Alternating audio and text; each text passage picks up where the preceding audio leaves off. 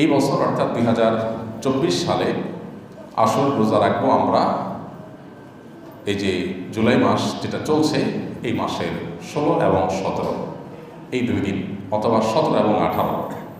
আর বার হিসেবে সামনের মঙ্গল এবং বুধবার, অথবা বুধবার এবং বৃহস্পতিবার।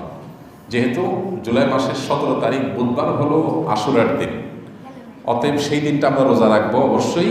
তার সাথে একদিন আগে অর্থাৎ 16 তারিখ মঙ্গলবার, অথবা একদিন পরে অর্থাৎ 18 তারিখ বৃহস্পতিবার আমরা রোজা রাখবো। তবে উত্তম হয় মঙ্গলবার এবং বুধবার রাখা, সামনের মঙ্গলবার এবং বুধবার এই 2 দিন রোজা রাখা উত্তম। সোমবার দিবাগত রাতে সাহরি খাবেন, আবার মঙ্গলবার দিবাগত সাহরি খাবেন, তাহলে জিলহজের 9 এবং 10 এই 2 দিন আসর রোজা রাখা হবে। আসর রোজা একটা নয়, আসর রোজা কয়টা?